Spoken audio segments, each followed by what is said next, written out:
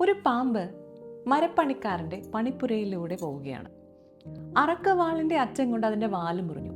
തന്നെ എന്തിനാണ് ദ്രോഹിച്ചത് എന്ന ഭാവത്തോടെ പത്തി ഉപയോഗിച്ച് ആ അറക്കവാളിനെ ആഞ്ഞുകുത്തി. തൻ്റെ ശരീരം കൊണ്ട് ആ അറക്കവാളിൽ വരിഞ്ഞു കെട്ടി. അവസാനം പാമ്പ് ചത്തുപോയി. എന്തിനാണ് ഈ കഥ ഞാൻ പറയുന്നത്? പലപ്പോഴും ഒരു സൈഡിലൂടെ ആർക്കും ദ്രോഹം ചെയ്യാതെ നമ്മൾ മുന്നോട്ട് പോകുന്നു. ആരുടെയൊക്കെയോ ഒരു വാക്ക് അല്ലെങ്കിൽ പ്രവൃത്തി നമ്മളെ വല്ലാതെ ഹേർട്ട് ചെയ്യുന്നു. എന്തിനാണ് എന്നെ ഇങ്ങനെ ദ്രോഹിക്കുന്നത് എന്ന മട്ടിൽ നമ്മൾ പലപ്പോഴും ആ ചിന്തകളുമായി അല്ലെങ്കിൽ ആ വ്യക്തി പറഞ്ഞ വാക്കുകൾ നമ്മുടെ തലയിലൂടെ 1000 തവണ റീപ്ലേ ചെയ്തുകൊണ്ടിരിക്കുന്നു. മാസങ്ങൾ, വർഷങ്ങൾ കടന്നു പോകുന്നു. ഇത് നമ്മളെ പതിയെ പതിയെ ഒരു രോഗിയാക്കി മാറ്റുന്നു. അതാണ് ചിലപ്പോൾ നടക്കുന്ന സത്യം.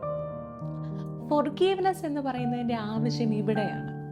അത് ആ ഹേർട്ട് ചെയ്ത വ്യക്തിയുമായി രമ്യതപ്പെട്ട് വീണ്ടും ഹേർട്ട് ഏറ്റുവാങ്ങാനുള്ള ഒരു ലൈസൻസ് അല്ല.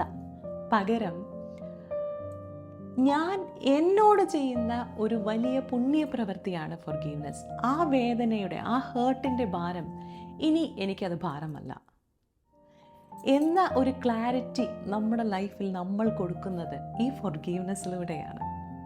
Never hurt you again.